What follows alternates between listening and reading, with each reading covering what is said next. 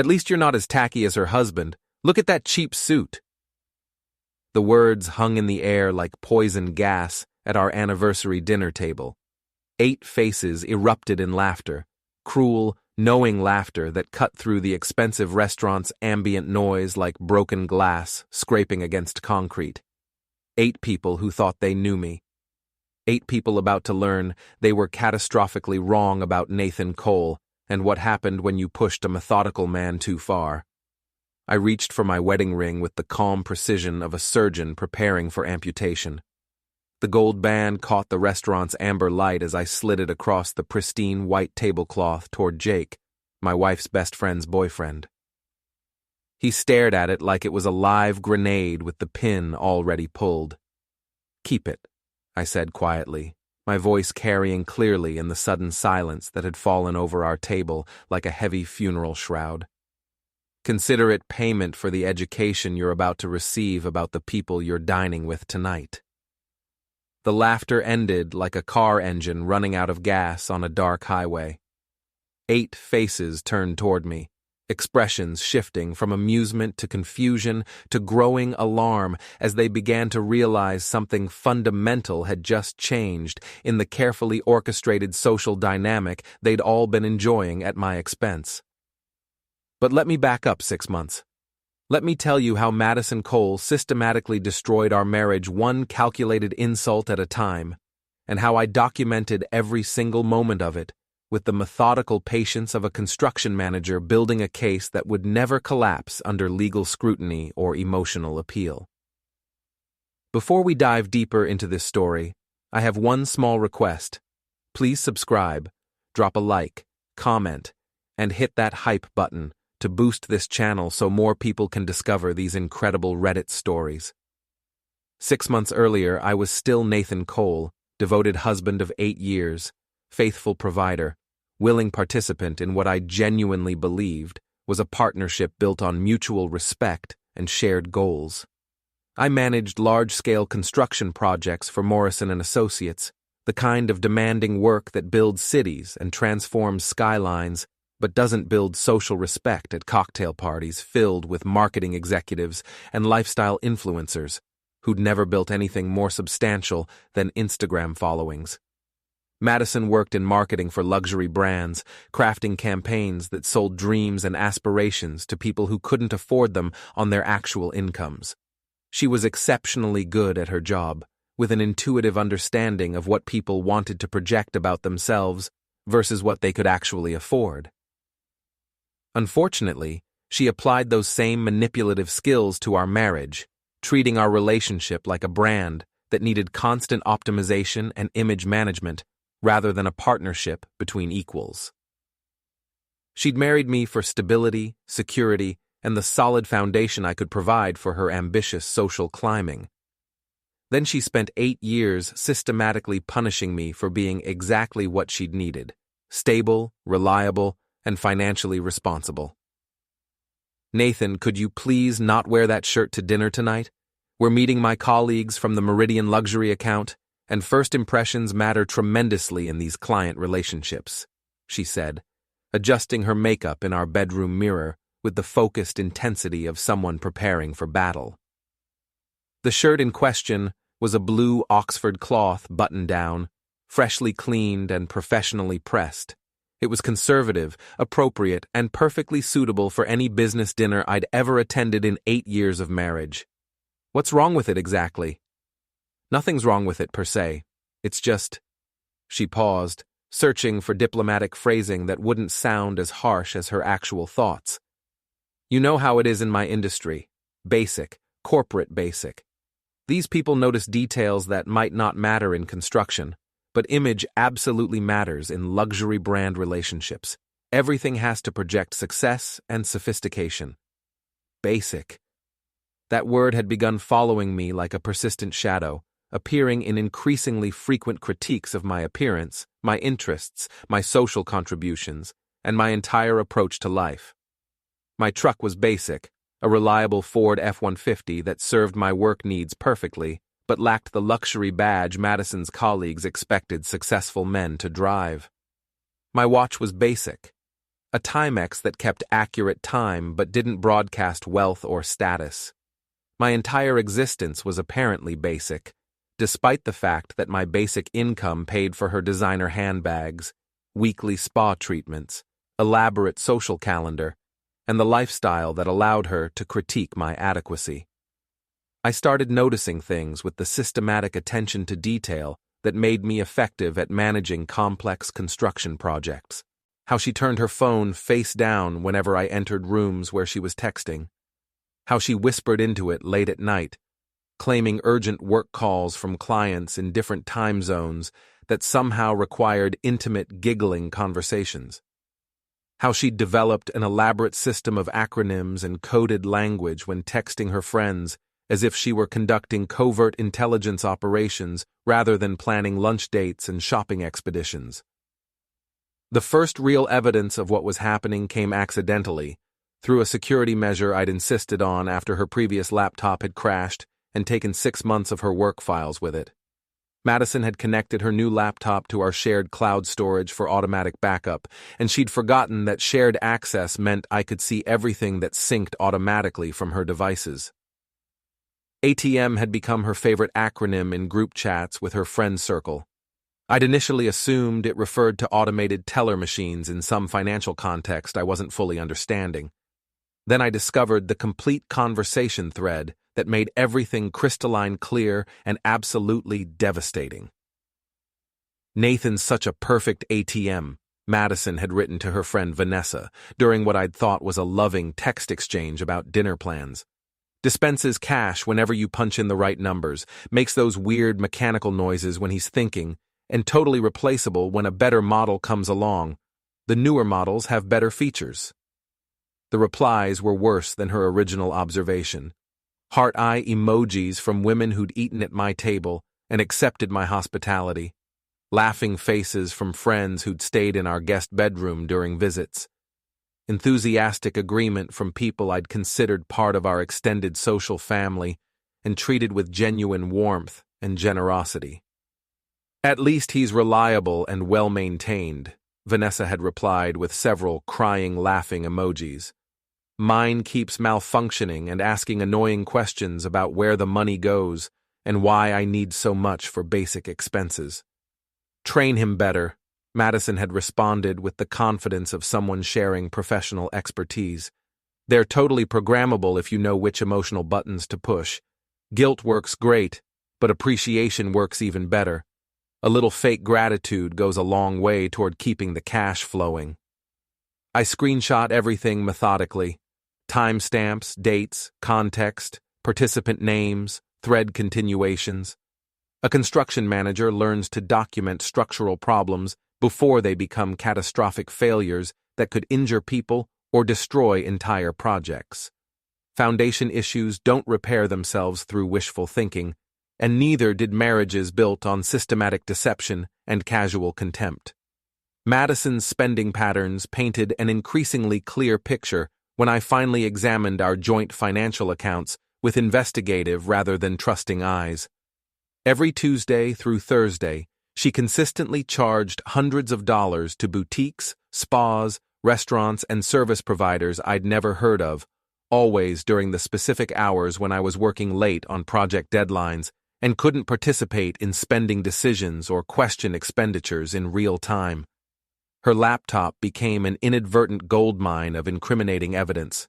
She'd been using expensive company equipment for extensive personal shopping during work hours, building elaborate wish lists of luxury items that cost more than my monthly truck payment.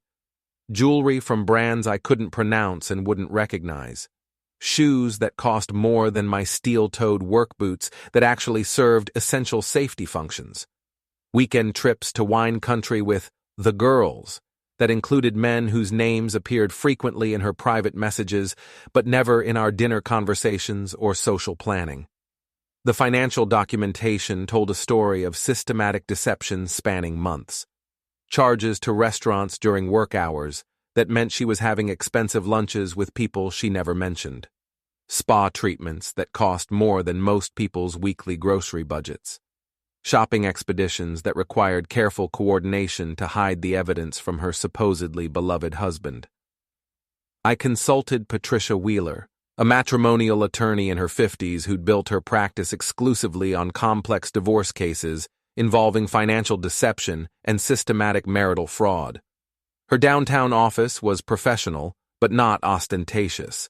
Exactly the kind of basic competence Madison would have criticized, and I immediately appreciated. Wheeler reviewed my growing documentation with the systematic intensity of a forensic accountant examining tax returns for federal audit irregularities. She spread printed screenshots across her large conference table, organizing them chronologically and thematically to build a comprehensive picture of Madison's behavior patterns and deceptive strategies. Your wife's been treating your marriage like a business arrangement where she's the sole beneficiary, Wheeler said, adjusting her reading glasses to examine financial statements more closely. The problem is, she's been systematically embezzling from the business while providing fraudulent services to her business partner, you. What exactly do you mean by fraudulent services? Unauthorized spending constitutes financial abuse under California family law. Using joint assets for personal expenses without disclosure, consultation, or consent. Systematically lying about the nature and purpose of major expenditures. Creating false financial obligations that affect community property distribution. She leaned back in her leather chair, her expression serious but not unsympathetic. More problematically from a legal standpoint, the documented pattern suggests systematic deception carried out over multiple months rather than isolated incidents of poor judgment. She pointed to a detailed spreadsheet I'd prepared showing Madison's spending patterns, timeline correlations, and vendor categorizations. $14,000 in unauthorized purchases over 3 months. Always on specific days when you're working late and can't participate in decisions. Always to vendors that serve personal luxury rather than household needs. Always with subsequent explanations that don't match the actual expenditures when examined closely. What's my best strategic approach for protecting myself legally and financially? My strongest advice? Don't confront her prematurely. Continue gathering evidence systematically and comprehensively. Document everything with timestamps and context. When you're ready to move forward, we'll move decisively with overwhelming evidence that eliminates any possibility of successful counterclaims or emotional manipulation tactics. The timing was perfect with the cruel irony that seemed to characterize my entire relationship with Madison. She had been planning our anniversary dinner for weeks, describing it as a crucial networking opportunity, with her inner circle of friends and their romantic partners. 8 couples at La Bernardin, an upscale restaurant in Beverly Hills where individual entrees cost what I made in half a day and wine pairings cost what I made in a full day of managing complex construction projects. Formal attire only, she'd texted me the morning of our 8th wedding anniversary. Please don't embarrass me with that old suit you always wear to these events. This dinner is important for my career advancement and our social positioning. The old suit. A navy blue wool blend I'd purchased for our wedding reception 8 years earlier and maintained carefully ever since. It was well tailored by a competent local tailor, appropriate for every formal occasion I'd ever attended, and perfectly suitable for any social gathering that didn't require ostentatious displays of wealth. But apparently, it wasn't expensive enough for Madison's evolving image requirements and social positioning strategy. I smiled as I read her text message, understanding for the first time that this dinner would indeed be important for our future, just not in the way she anticipated. The day of our anniversary dinner, I visited Wheeler's office one final time to review our comprehensive legal strategy and collect the carefully prepared materials we'd assembled over weeks of methodical planning.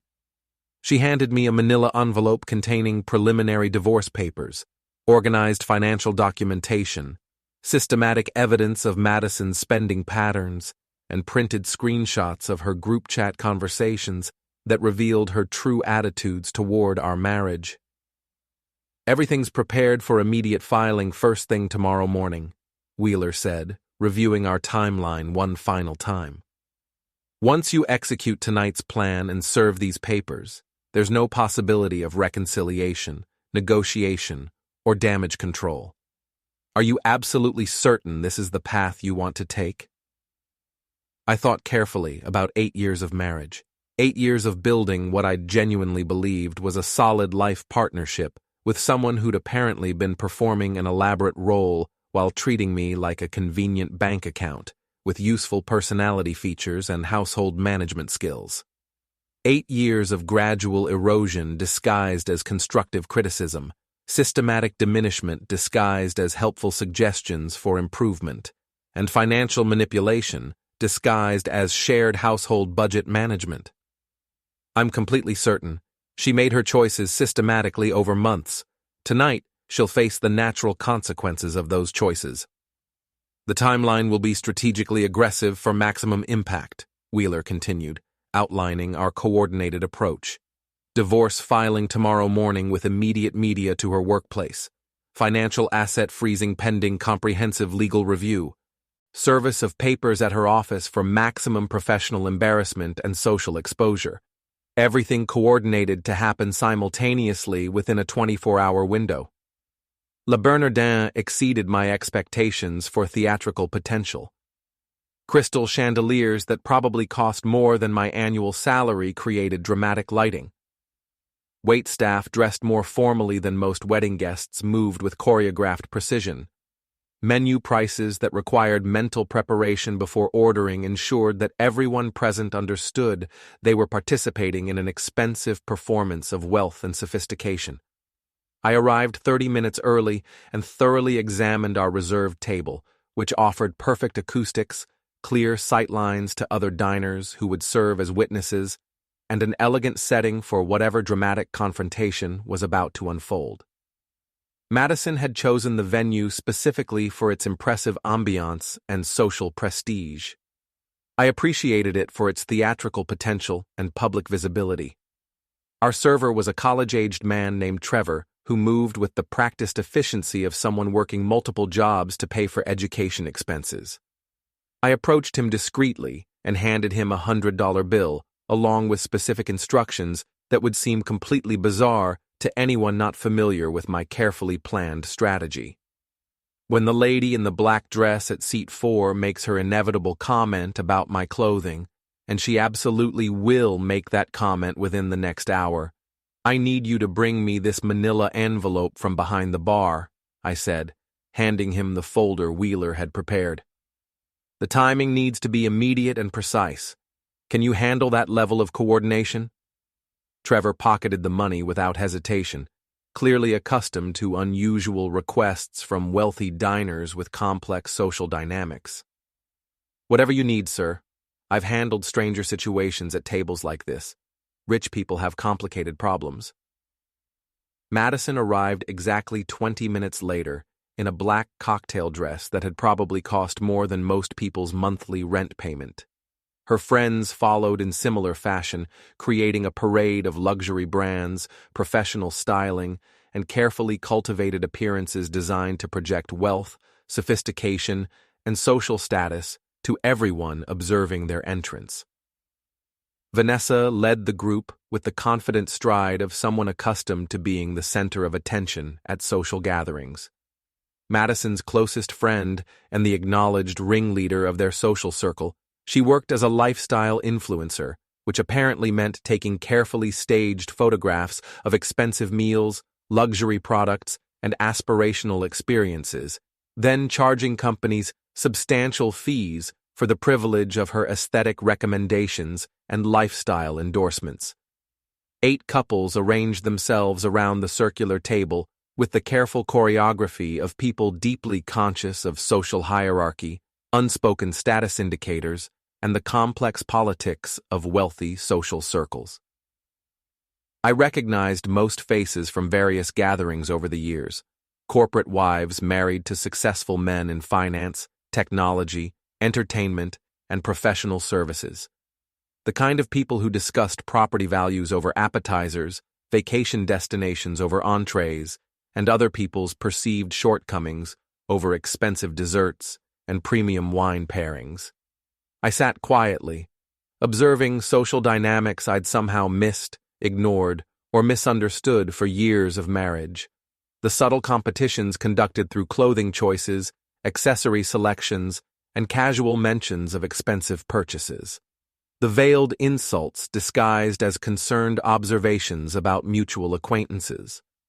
The way Madison positioned herself at the center of every conversation, orchestrating social interactions like a conductor leading an orchestra toward predetermined conclusions that enhanced her status and influence. "Nathan's been absolutely consumed with work lately," she announced during the appetizer course, her tone suggesting a mixture of pride in my dedication and mild exasperation with my priorities. "You know how construction management can be during major project phases, very demanding, very hands-on, very physical.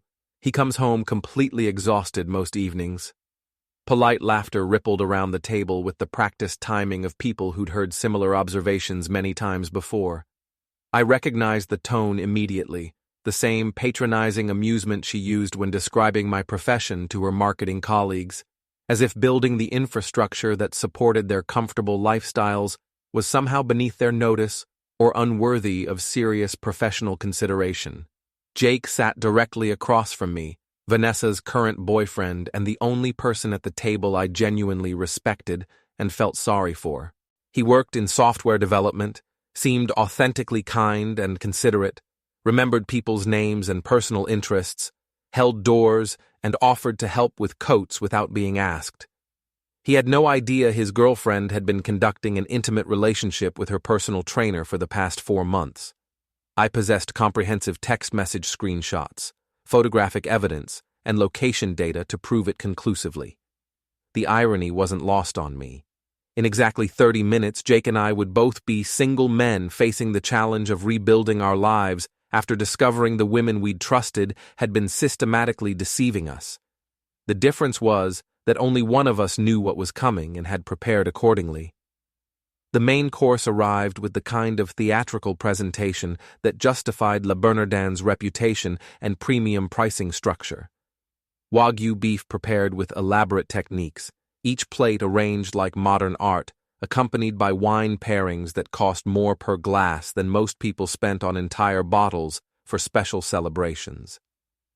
Conversation flowed around predictable topics I'd heard at countless similar gatherings over the years: real estate market fluctuations and investment opportunities, vacation planning strategies for exotic destinations, celebrity gossip that served as social bonding material for people who didn't actually know each other well, and career advancement opportunities that required careful networking and strategic image management.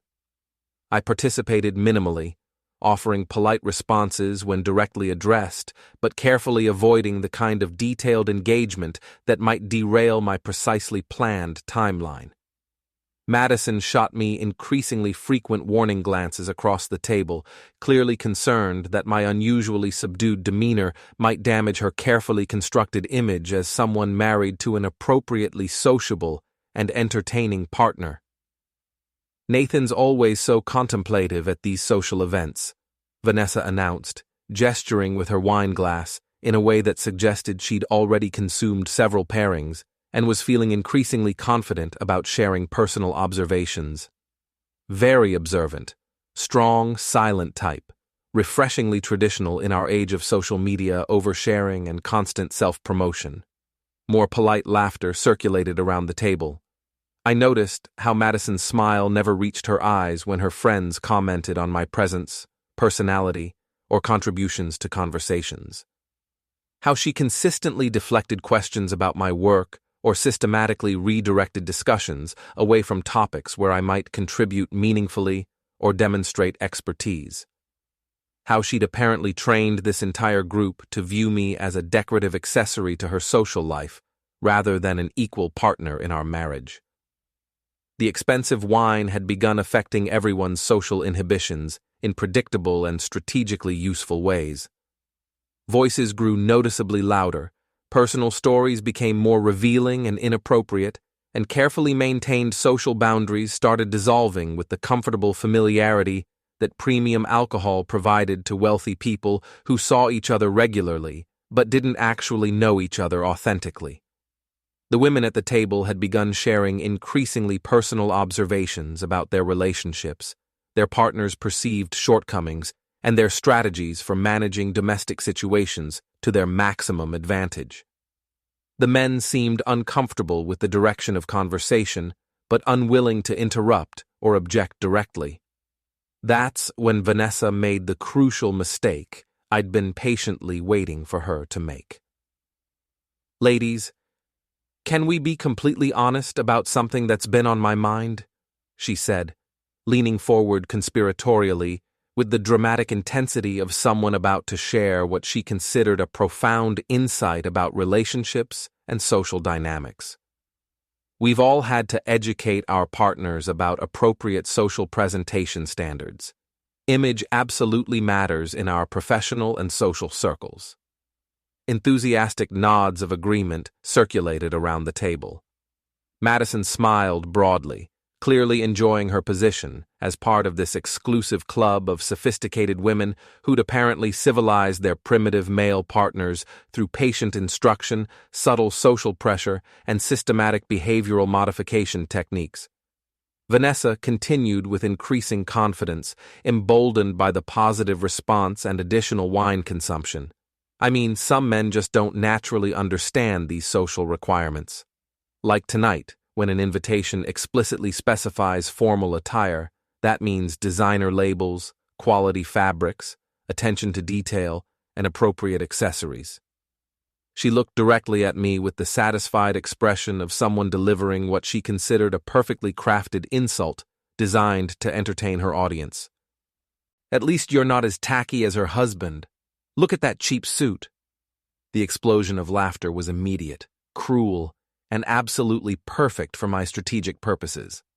8 faces turned toward me simultaneously, enjoying the shared joke at my expense, with the kind of vicious pleasure that revealed exactly who these people really were beneath their expensive clothing, cultivated sophistication, and carefully maintained social facades.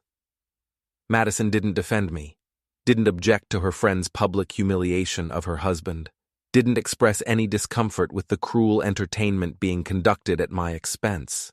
Instead, she covered her mouth with her expensive linen napkin, hiding what appeared to be either embarrassment or genuine amusement. I couldn't determine which reaction she was concealing, and realized it no longer mattered to me. Time slowed with the strange clarity that comes during moments of absolute decision and irreversible action. I could hear my heartbeat in the sudden silence that followed the laughter, could smell the mixture of expensive perfumes and overpriced food aromas, could see Trevor approaching from across the restaurant with the manila envelope, moving with perfect timing exactly as we'd rehearsed. I reached for my wedding ring with fingers that felt steady and precise. The gold band caught Le Bernardin's carefully designed lighting as I slid it across the pristine white tablecloth toward Jake with the deliberate ceremony of someone formally ending a significant chapter of their life. The movement was slow, controlled, impossible to mistake for anything other than what it represented: the public termination of my marriage, performed in front of witnesses for maximum legal and social impact. "Keep it," I said, my voice carrying clearly in the sudden silence that had fallen over our table like a heavy funeral shroud. "Consider it payment for the education you're about to receive about the people you've been dining with tonight." Jake stared at the ring as if it were evidence in a criminal trial, which, in many important ways, it actually was. His face showed confusion mixed with growing alarm as he began to understand that something fundamental had just shifted in the evening's social dynamics. "What's happening here, Nathan? Why are you giving me your wedding ring?" "Well," I said, accepting the manila envelope from Trevor with a polite nod of acknowledgement, "since Vanessa has decided to offer public commentary on my clothing choices and social adequacy, I thought it would be appropriate to share some detailed observations about hers and Madison's recent activities." I opened the envelope with the ceremonial care of someone unveiling evidence in a federal courtroom, removing a printed screenshot that I'd organized specifically for this moment. The paper was high quality, the image was clear, and the content was absolutely devastating. Vanessa, that's a beautiful dress you're wearing tonight. Nordstrom rack, correct? Marked down from $800 to $150 because of the small stain on the hem that you've covered strategically with that expensive-looking brooch you borrowed from Madison. Her face went completely white, as if someone had drained all the blood from her body in a matter of seconds. The confident smile that had been entertaining her audience at my expense vanished, as if it had been physically erased by an invisible hand. How could you possibly know where I bought this dress? Your boyfriend's been financing designer knockoffs and department store clearance purchases, while you've been maintaining an intimate relationship with your personal trainer that goes significantly beyond fitness consultation and professional services. I removed another screenshot, this one showing text message timestamps, participant names, and explicit content that left no room for misinterpretation. Jake, her affectionate pet name for you in private group messages is Walking Wallet. Would you like me to read some specific examples of how she describes your relationship to her friends? The table had gone completely quiet, except for the distant sounds of other diners and the restaurant's subtle background music, which suddenly seemed impossibly loud in our bubble of stunned silence. 8 faces stared at me with expressions ranging from shock to growing panic to fascinated horror as they realized they were witnessing something unprecedented in their carefully controlled social environment. Jake's voice was barely controlled, like a man trying desperately not to shout in a library or funeral home. Vanessa, is this actually true? Are you cheating on me? Don't listen to him, she stammered. Her usual confidence completely evaporated and replaced by desperate damage control. He's obviously having some kind of psychological breakdown, midlife crisis.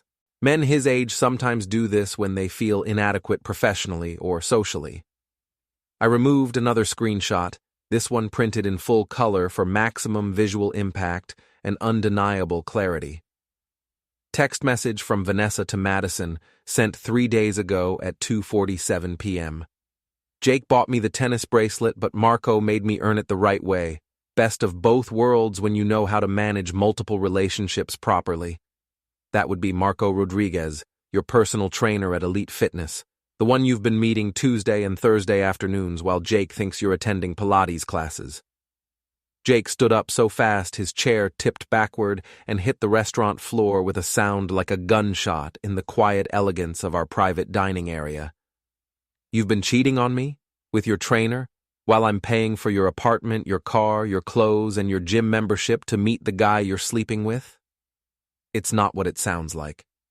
While I'm working 60 hours a week to afford your lifestyle, you're using my money to conduct an affair with someone I've never met? The beautiful veneer of sophisticated dinner conversation had cracked wide open like a broken foundation, revealing the ugly structural damage that had been hidden beneath years of carefully maintained appearances and social performances.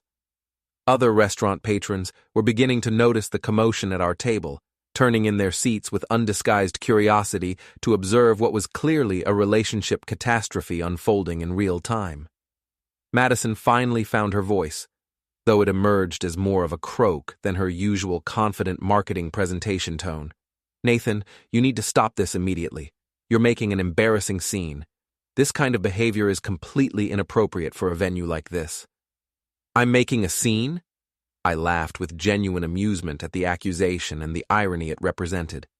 Madison, you've spent 8 years making me the subject of your private jokes, group chat entertainment, and public humiliations.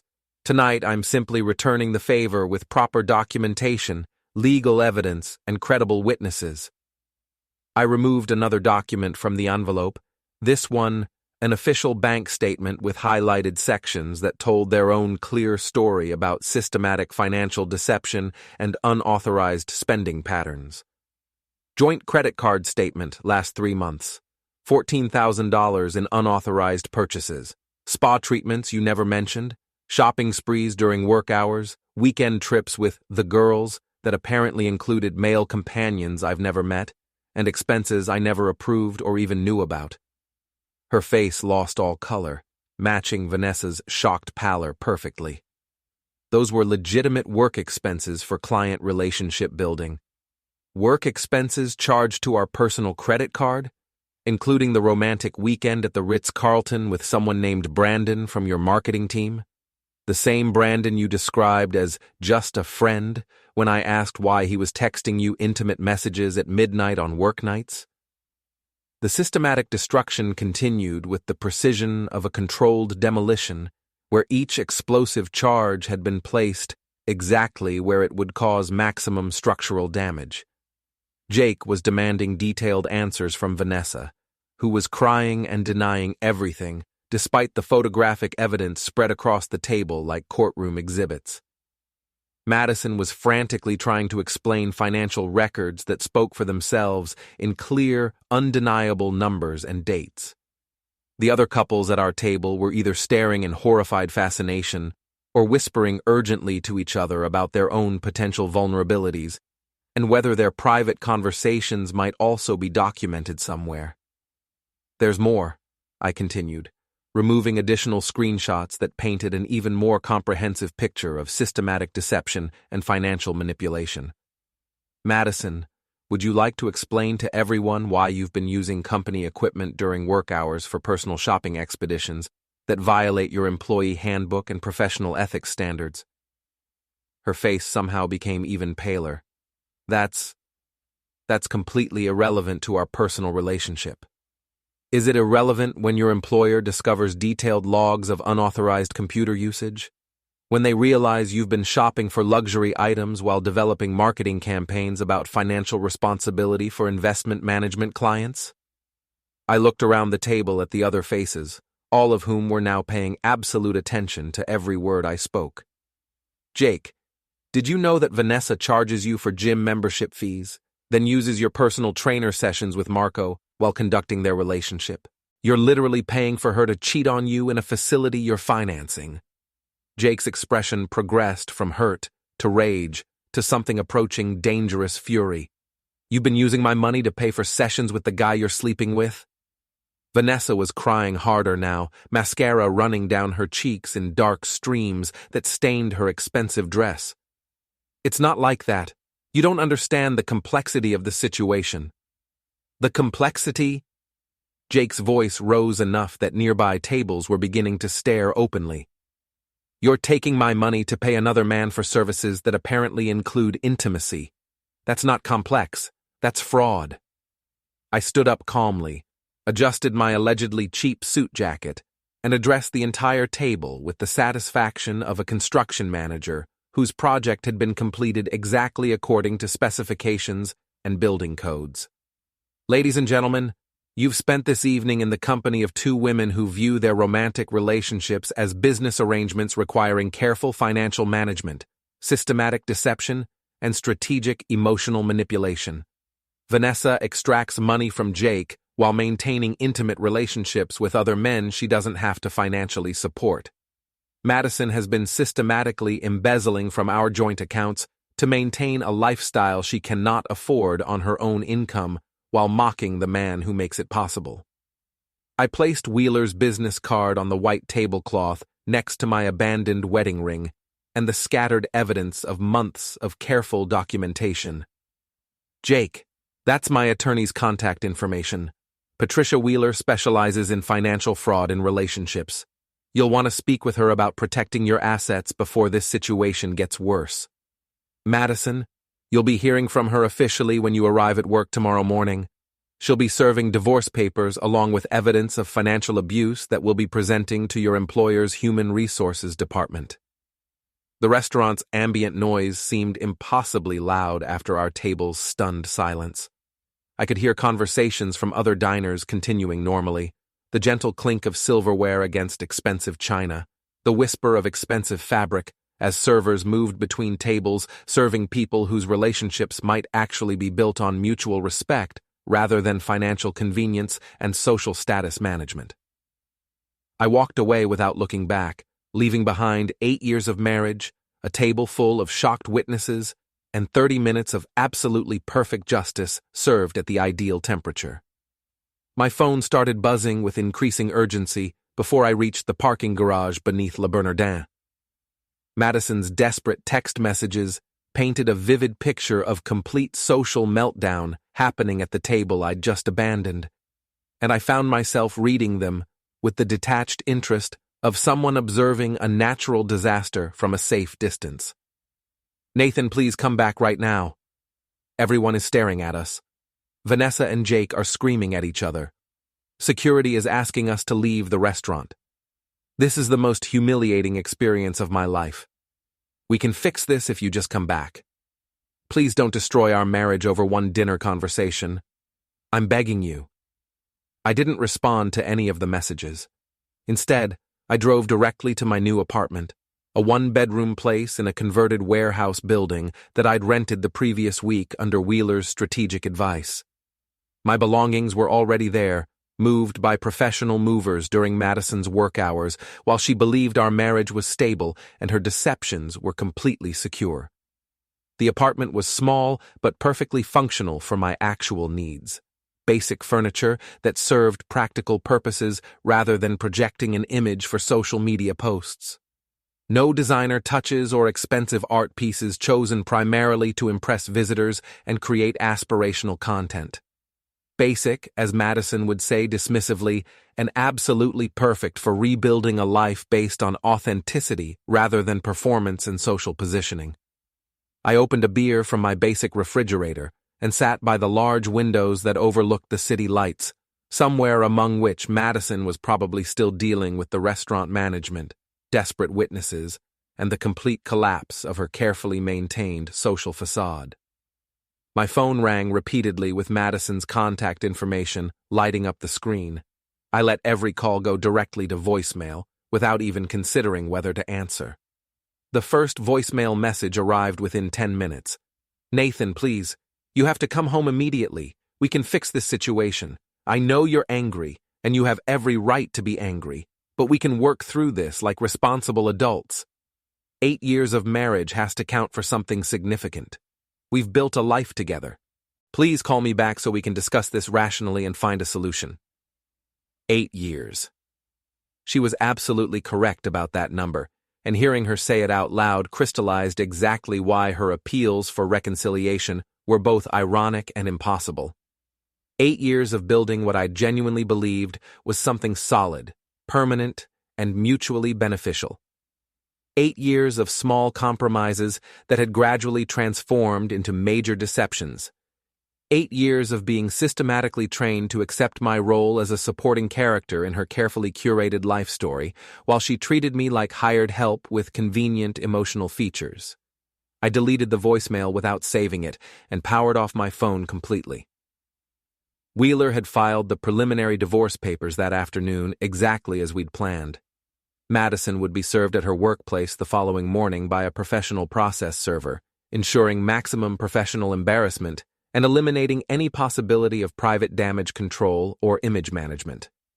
The comprehensive financial documentation would automatically freeze joint accounts pending legal review, and her unauthorized spending would be itemized and presented as evidence of systematic financial abuse under California family law. The timing was strategically perfect for creating maximum impact while she was most vulnerable and least able to mount an effective defense or counter-narrative. The next morning brought a series of increasingly frantic phone calls from Madison that escalated from confused to desperate to threatening in the span of 4 hours.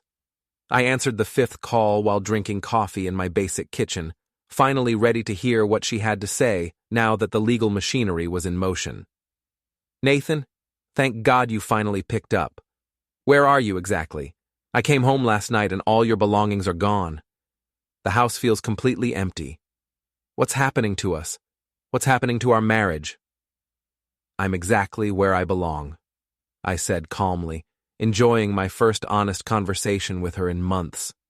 "Away from you and the elaborate life you constructed around systematic deception and financial manipulation. This is completely insane. You can't just abandon our marriage because of one dinner conversation that got out of hand." One dinner? Madison, that anniversary dinner was the culmination and conclusion of months of systematic documentation, not the beginning of my awareness of your behavior. I've been methodically recording your spending patterns, your group chat conversations, your complete lack of respect for our relationship, and my contributions to your lifestyle. Recording my conversations? That sounds like stalking or surveillance. Reading messages sent from accounts I pay for, using devices connected to cloud storage I maintain, discussing a marriage I thought I was an equal partner in, rather than a financial resource to be managed and mocked. My voice remained calm and factual. Every cruel joke, every unauthorized expense, every expression of contempt for the man who made your social climbing possible. Long silence on her end.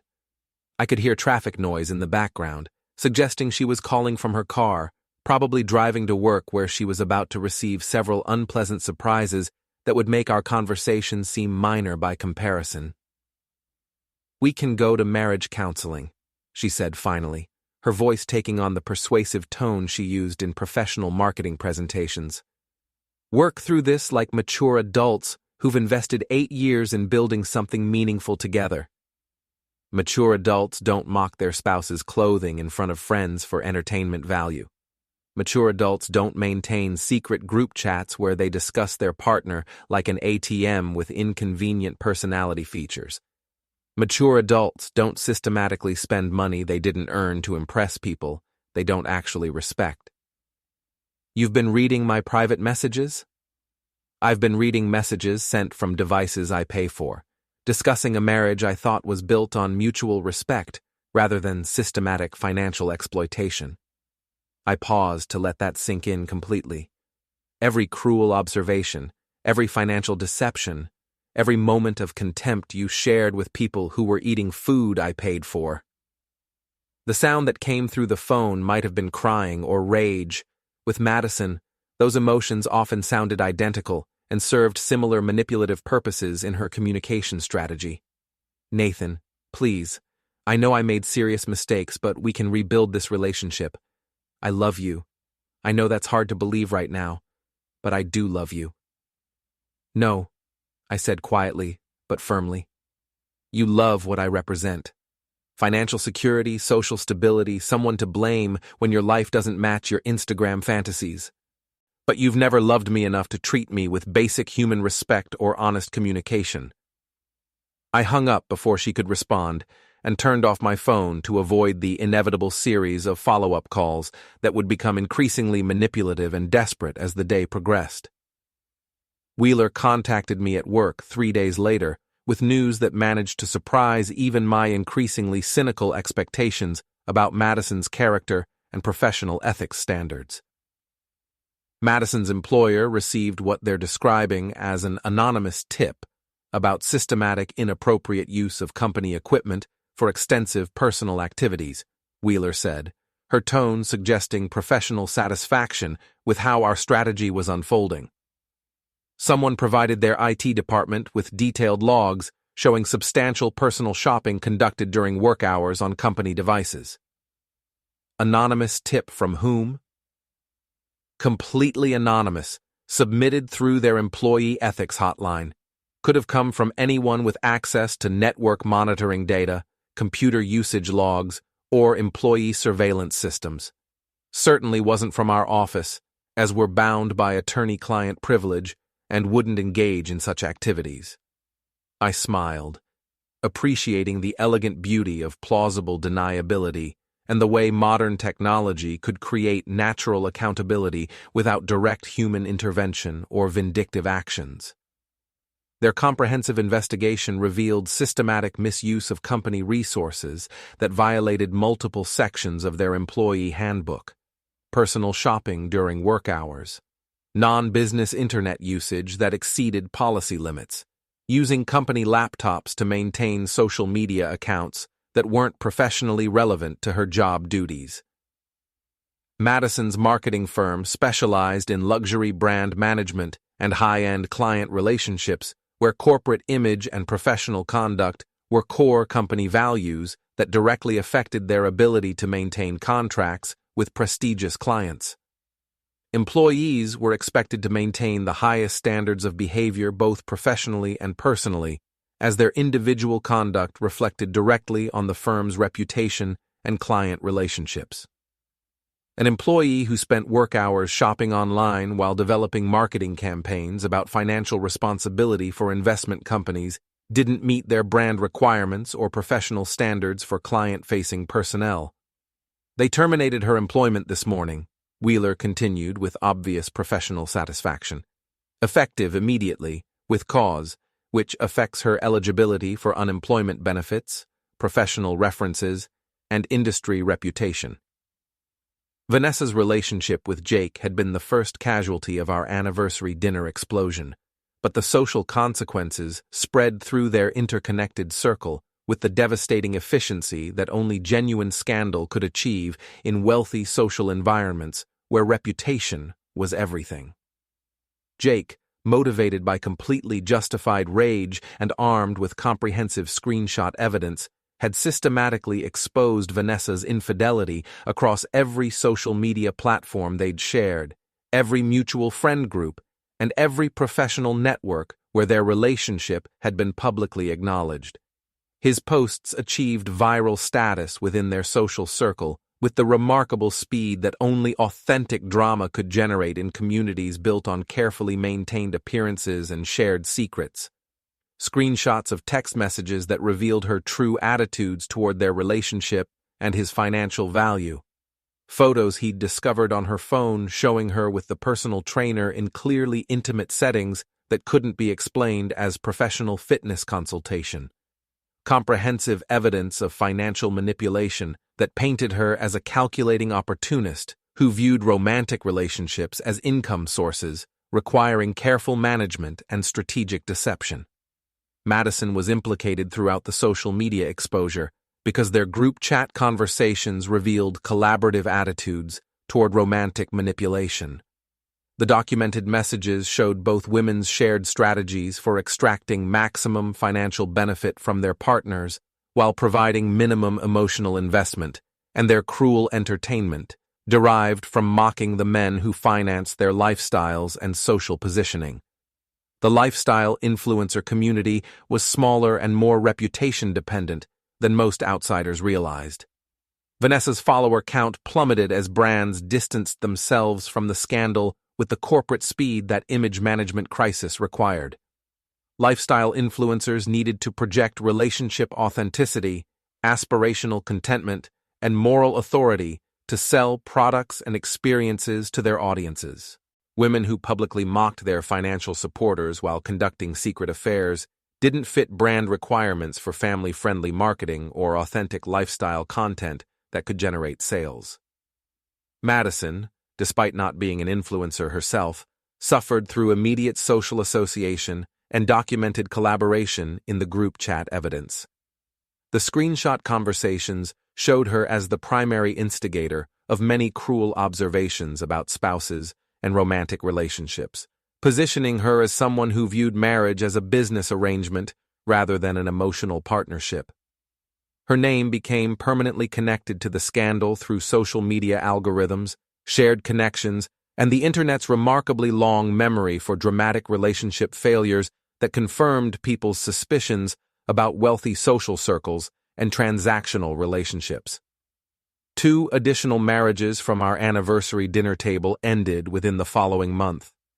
Wives who'd participated in the cruel laughter at my expense found their own relationships suddenly scrutinized by suspicious husbands who'd witnessed the devastating effectiveness of systematic documentation and evidence gathering. Men who'd never questioned their wives' late nights, mysterious expenses, and secretive phone behavior suddenly demanded complete financial transparency, access to private communications, and detailed accountability for time and money. The cascade effect was comprehensive and merciless, like watching dominoes fall in a pattern that revealed the fundamental instability of the entire structure. A social circle built on shallow foundations, mutual enablement of bad behavior, and shared contempt for their romantic partners collapsed completely once exposed to honest examination and public scrutiny. I watched the entire social implosion unfold from my basic apartment with my basic furniture and basic lifestyle, occasionally receiving updates from mutual acquaintances who seemed compulsively drawn to relationship drama and social destruction. Sometimes the simplest things really were the strongest, and sometimes basic integrity was infinitely more valuable than expensive appearances and social positioning. 3 weeks after the anniversary dinner that had detonated our social circle like a precisely placed explosive device, Wheeler called with comprehensive updates that demonstrated how quickly Madison's carefully constructed world was continuing to collapse under the accumulated weight of her own choices and their inevitable legal consequences. The credit card company has completed their comprehensive investigation of the disputed charges, she said, her tone suggesting professional satisfaction with the thoroughness of their review process. Madison's claim that the unauthorized expenses were legitimate joint purchases has been formally rejected based on the overwhelming evidence we provided to their fraud investigation department. Which specific evidence convinced them? The text message conversations where she explicitly discusses hiding purchases from you and coordinating expenses to avoid detection. The location data that proves she was at these establishments during your documented work hours when joint financial decisions would have been logistically impossible. The systematic pattern of deception that demonstrates intentional rather than accidental unauthorized use of joint financial resources. Wheeler's meticulous approach continued to impress me. She'd treated Madison's financial deception like a forensic accountant conducting a comprehensive audit for federal investigators, documenting every irregularity with supporting evidence that eliminated any possibility of successful appeals or counter-arguments. They're requiring immediate repayment of $14,000 in unauthorized charges, plus accumulated interest and administrative fees for the investigation process. Since she's currently unemployed and has no verifiable income stream, they're demanding settlement from her individual assets before pursuing legal collection remedies. Madison's car had been repossessed 5 days earlier when she couldn't make the monthly payment. Her credit cards had been systematically canceled due to missed payments and policy violations. Her gym membership, spa treatments, subscription services, and various luxury amenities had all been terminated for non-payment as the financial house of cards she'd built collapsed section by section. There's additional news from her former employer, Wheeler continued. They've filed a formal complaint with the state's professional licensing board regarding systematic misuse of company resources and violation of professional ethics standards that govern marketing professionals in California. Marketing professionals working with luxury brands and financial services clients were required to maintain specific ethical standards under state professional licensing requirements, particularly when their work involved consumer trust and financial responsibility messaging. Systematic misuse of company equipment for personal activities constituted a violation that could affect Madison's ability to work in her chosen field anywhere in the state. What does that mean for her long-term career prospects in marketing? Any future employer in marketing, advertising, public relations, or related fields would discover the professional complaint during standard background checks. She'll essentially need to change industries completely, relocate to a different state where her professional reputation hasn't preceded her, or accept positions significantly below her previous experience level. I found myself experiencing a complex mixture of satisfaction and genuine regret. Satisfaction that justice was being served through natural consequences rather than vindictive actions on my part. Regret that 8 years of marriage had led to such a comprehensive demonstration of Madison's true character, values, and priorities when tested by pressure and opportunity. My phone buzzed with a text message from Jake. Thought you should know. Vanessa's been desperately trying to contact Madison for weeks, but Madison's not responding to anyone. I think she blames Madison for everything that happened, and their friendship is completely over, too. Karma works in interesting ways. The irony was absolutely perfect and deeply satisfying. Madison had lost her marriage, her job, her financial security, her social circle, and now her closest friendship. Every relationship in her life had been built on some form of deception, mutual enablement of bad behavior, or transactional benefit, and none of them could survive exposure to honest examination and accountability. 6 weeks after our divorce was finalized with efficient legal precision, I encountered Madison outside the courthouse, where we'd completed the final property settlement and financial accounting that morning. She looked dramatically different from the confident woman who'd mocked my clothing at our anniversary dinner, significantly thinner, wearing clothes I didn't recognize from discount retailers, carrying herself with the defeated posture of someone whose carefully constructed world had completely collapsed. "Nathan," she said, approaching me with visible hesitation and what appeared to be genuine nervousness. "I've been hoping we'd run into each other. Could we possibly talk for a few minutes?" "About what specifically?" "About us. About what happened. About whether there's any possible way to repair the damage I caused to our relationship." She looked down at her hands, which were shaking slightly from either emotion or caffeine withdrawal. "I know I made terrible mistakes. I know I hurt you deeply. But surely 8 years of marriage means something we could build on."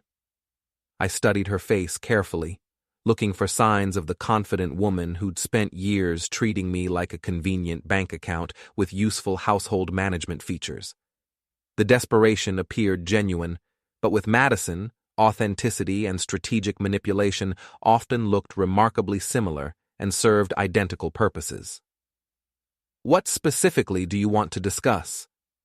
"I wanted to apologize sincerely for everything, for taking you for granted, for not appreciating what we built together while we had it, for letting my friends and social pressure influence how I treated the most important person in my life." "Your friends didn't write those group chat messages, Madison. They didn't authorize $14,000 in unauthorized spending. They didn't mock my clothing at our anniversary dinner while I was sitting right there listening." She flinched as if I'd physically struck her, understanding that every conversation we had would include systematic reminders of her specific betrayals and character failures. I know it was all my responsibility. I was selfish and shallow, and I threw away something real and valuable for something fake and temporary. I can see that clearly now." She reached toward me tentatively, then stopped when I stepped backward to maintain distance. "I've lost everything, Nathan. My job, my friends, my reputation, my financial security. I can barely afford rent on a studio apartment in a building with broken air conditioning. I know that doesn't excuse what I did, but I wanted you to know that I understand now what I lost when I destroyed our marriage." "You didn't lose everything," I said quietly but firmly.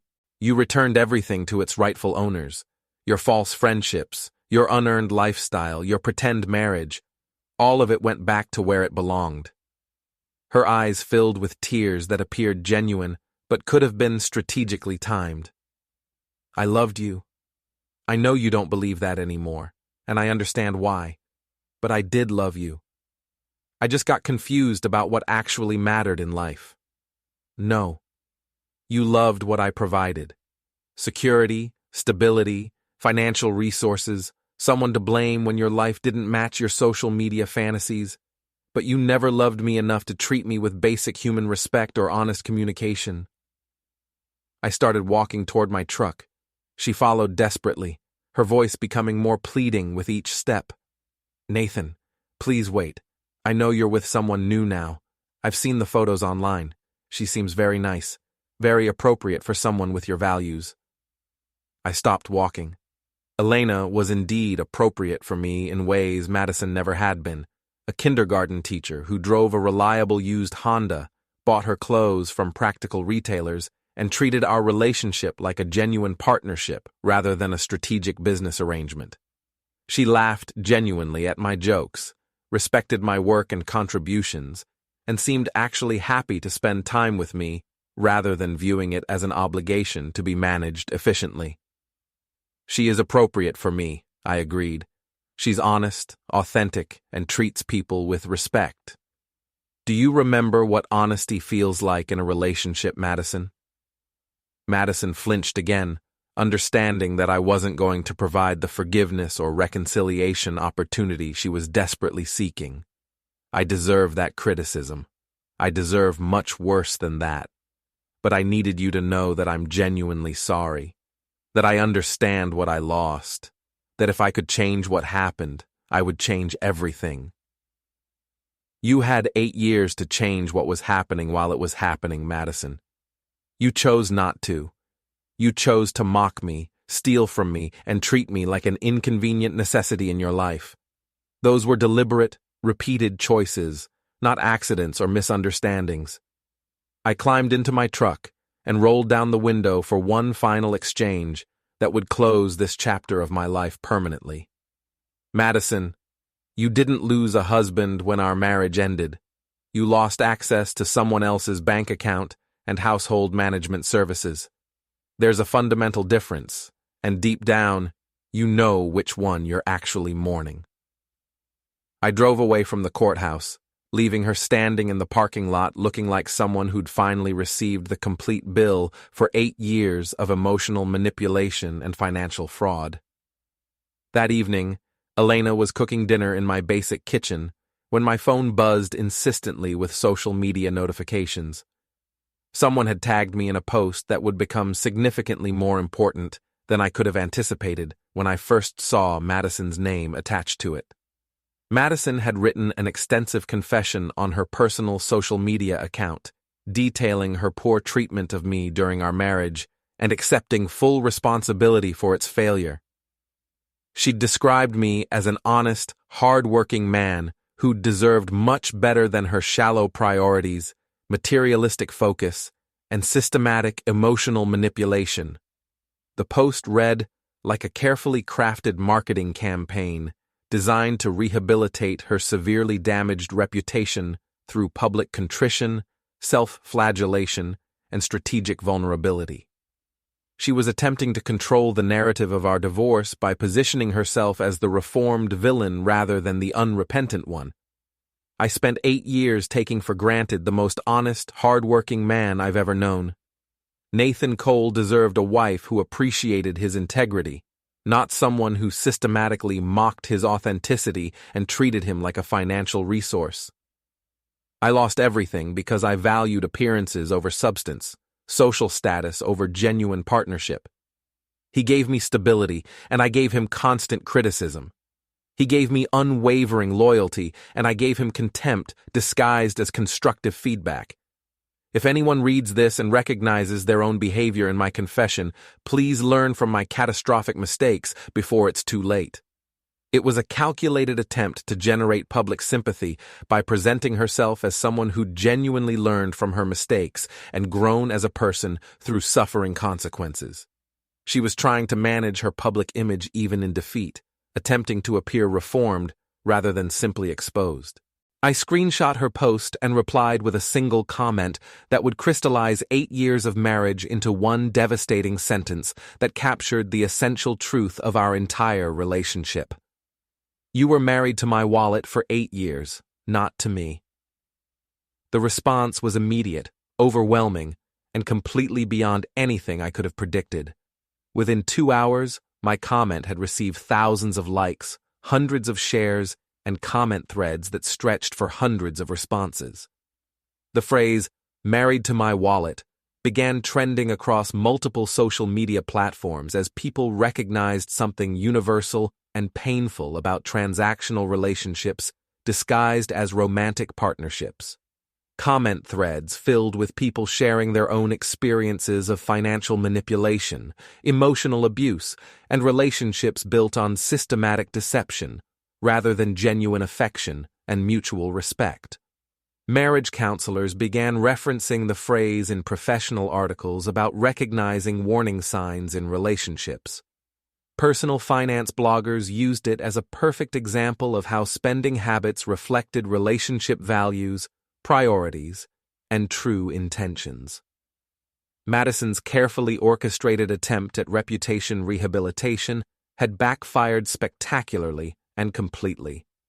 Instead of generating the sympathy and forgiveness she'd been seeking, Her public confession had provided a platform for me to deliver one final, devastating assessment of our relationship that resonated with thousands of people who'd experienced similar treatment in their own marriages and partnerships. The screenshot circulated across multiple social media platforms simultaneously, becoming an instant meme about financial manipulation in relationships, emotional abuse disguised as partnership, and the fundamental difference between loving someone and loving what they could provide materially. Madison deleted all her social media accounts within 24 hours, but the internet's memory was permanent, searchable, and unforgiving. Search engines had already indexed everything, and her name became forever associated with the phrase, "married to my wallet," and the viral moment that defined both the end of our relationship and her public humiliation. 8 months later, Elena and I moved into a small house together. Not my basic apartment, but a modest home with a garden where she could grow vegetables for our meals, and I could build shelves, repair things that broke naturally, and create useful improvements with my own hands and basic tools. We didn't require expensive restaurants or designer clothing to feel satisfied with our relationship and confident about our future together. We didn't need social validation through lifestyle photography to prove our connection was genuine and built on mutual respect. We were completely content with each other's company, honest conversation about ordinary daily things, and the simple satisfaction of building something real and lasting together. Madison had inadvertently provided me with invaluable education about recognizing performance versus authenticity in relationships, about understanding the crucial difference between someone who genuinely loved me and someone who loved what I could provide financially and socially, about the absolute necessity of mutual respect as the foundation for everything else that mattered in a genuine partnership between equals. Elena respected my work and its importance, my choices and decision-making, my basic clothing and basic truck and basic approach to life that prioritized substance over appearance. She understood intuitively that real partnership meant supporting each other's growth and happiness, rather than using each other for personal advancement or social positioning. She never mocked my profession, my appearance, my values, or my contributions to our household and relationship. She never treated our partnership like a business arrangement requiring careful management of image, expectations, and financial benefits. She participated in our relationship as an equal partner rather than a strategic manager optimizing resources and outcomes. The contrast with Madison was revelatory and healing. Natural conversations that flowed without hidden agendas or systematic manipulation. Shared expenses that were genuinely shared rather than strategically managed for maximum personal benefit. Social interactions where I was treated like an equal partner and respected contributor rather than a convenient accessory to someone else's carefully curated public image. I never heard from Madison again directly, though occasional mutual acquaintances mentioned her situation in passing when our paths crossed socially. She'd moved to another state entirely, taken a job outside the marketing industry where her professional reputation couldn't follow her, and started over somewhere her personal and professional history wasn't immediately available to potential employers or romantic partners. Whether she'd learned genuine lessons about treating people with basic human respect and honesty, or simply become more careful and sophisticated about concealing her true nature and manipulative tendencies, was impossible for me to determine and no longer relevant to my life or happiness. I felt no satisfaction in her ongoing struggles, no pleasure in her geographic exile or professional limitations. Justice wasn't about punishment, revenge, or vindictive satisfaction. It was about accountability, natural consequences, and people facing the predictable results of their systematic choices and behavior patterns. She'd made deliberate, repeated decisions over 8 years of marriage, and those choices had produced entirely predictable results through her own actions and character, rather than vindictive interference from me or coordinated punishment from external forces. The anniversary dinner had lasted exactly 2 hours and 15 minutes from arrival to my dramatic departure. The marriage it systematically ended had lasted 8 years, 3 months, and 12 days from wedding ceremony to final legal dissolution.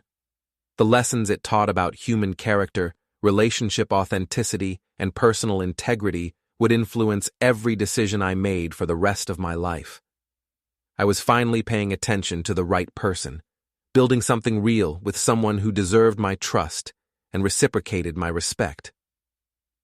Elena brought me coffee in a basic ceramic mug every morning and kissed my forehead before heading to work with her kindergarten students. Simple gestures that meant everything because they came from someone who chose to be with me every day rather than someone who felt financially trapped by social expectations and lifestyle requirements. Outside our kitchen window, construction crews were building new homes in our developing neighborhood. Honest work, performed by skilled professionals who took genuine pride in creating something solid, functional, and built to last for generations. Basic work that constructed the foundation everyone else's comfortable life depended on, and I'd never felt more proud of my contribution to society and human progress. I finished my coffee, grabbed my basic truck keys, and prepared to head to another day of managing complex projects and solving practical problems. There were foundations to pour, structures to build, and deadlines to meet. Basic work that built the world everyone else lived in safely. The receipt had been printed with mathematical precision, the account had been balanced to the penny, and justice had been served exactly at room temperature.